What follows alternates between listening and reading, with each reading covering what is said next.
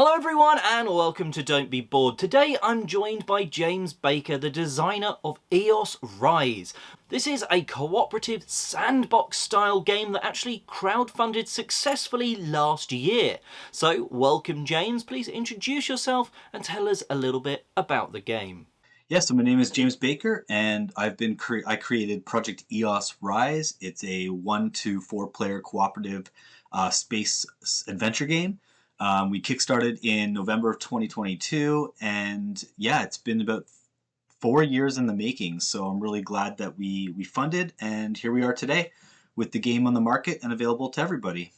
Firstly, congratulations on actually sort of doing a successful Kickstarter. How was it running a crowdfunding campaign?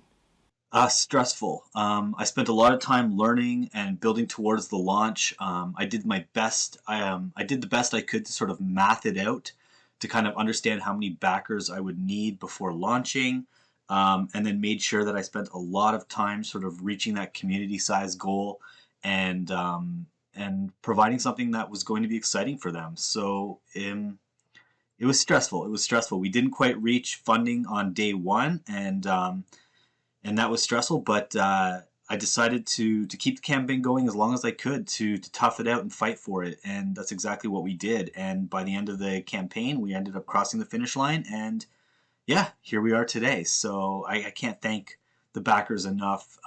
It was incredibly amazing watching everyone come together and support the project.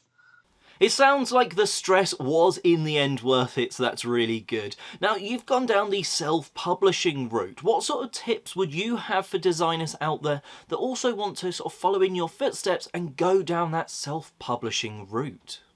Yeah, I've learned a lot of lessons over the years, but I think the one that sticks the most is understanding the game that you're creating and who it's for. There's going to be a lot of people that tell you, oh, you should try this and you should do that and you should do this. And you need to take all of that information in and sort of run it through your own filter. And by understanding your game and who it's for, you're going to be able to kind of weed out the good and the bad information. Um, and obviously, you want to absorb everything. You want to go online and you just want to learn.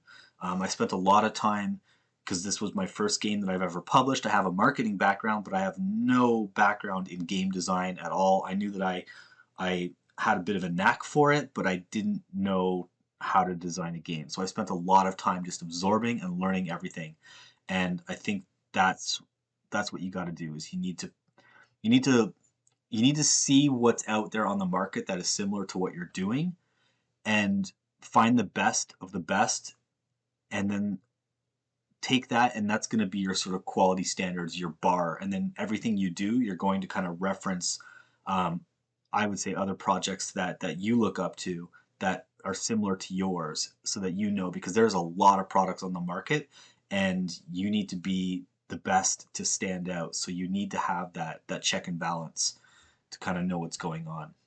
That's some really great advice on how to sort of set yourself that bar and, that's what you're looking to achieve. So I like that sort of tip there. Now to the game itself sort of thing. It mixes worker placement, push your luck, dice, and all that sort of stuff together to sort of create the game. Was it hard blending those sort of mechanics together? Yeah, so I knew from the start that it was going to be a worker placement game. I always gravitated towards worker placement games. I think the very first one I ever played was Lords of Waterdeep, and it just blew my mind. Ever since then, I've just been absorbed in worker placement games, and I love that mechanism. So I've drawn on a lot of inspiration from that. I've also drawn on a lot of inspiration from video games because I was a big video game player. FTL being one of the biggest ones. I loved that game. So I, kind of decided to myself early, like, how do I take a game where there's ship management? What's the best mechanism for that? And worker placement just stood out as, you have a bunch of crew and you gotta do mission critical tasks, and the worker placement really did blend itself well to that. It was the perfect mechanic to sort of build tension for the ship management phase. Um, with countless play testings and stuff, the mechanics really did come together, and that's sort of when we started layering on some of the other ones, like the dice placement mechanics. The push your luck was really awesome because it helped build that tension, but also it's sort of the mechanism that acts as a game timer. You can't just live in a battle forever. You do not have the ability to take and absorb that much stress on your crew. So to push your luck, when do we flee? When do we run? How far do we take this before we move strategies? That was really interesting as well. Um, but I'm most proud of, I think, the blend of the worker placement with the sandbox universe. I think that is this marriage of mechanics that really make EOS shine above the rest. It's very uncommon to see a worker placement open world sandbox game, and I'm really proud of that. I think that what that does for the game is it solved one of my biggest problems when it comes to cooperative games, and that is you have one solution to the issue, and if it comes to your turn and you do not do that one thing, the rest of the table is kind of upset, and they're going to be like, "Hey, well, why didn't you do this? Or you should have done that, or this is the thing we have to do." And as fun as that can be, kind of together puzzling out the game, it always kind of eked me because I would always be the player that's like, yeah, but I really want to try to do this, even though I knew it wasn't the best option. So I spent a lot of time, and I think with EOS Rise, I spent a lot of time creating enough variability in the goals and how you can achieve things that it's never just one simple solution. There's multiple solutions to multiple problems. And when it's your turn to play, you have a sense that you really are playing that character. And I think the open world sandbox adventure with the worker placement really brought that together. So yeah, I'm incredibly proud of that mechanic. It's really interesting to hear your different inspirational sources, and as a worker placement fan myself, well, that's really cool that you used Lords of Waterdeep. That's a cracking sort of worker placement game, so a great source of inspiration. The game seems to also feature a roll for location mechanic where it sort of helps produce unique randomized maps. Can you maybe touch on sort of the randomization and the random elements of the game? The company name is Random World Games. I love randomization. I love chucking a big bucket of dice on a table and seeing what you get. I love the stories that can be told through randomization. I love everything about procedurally generated worlds.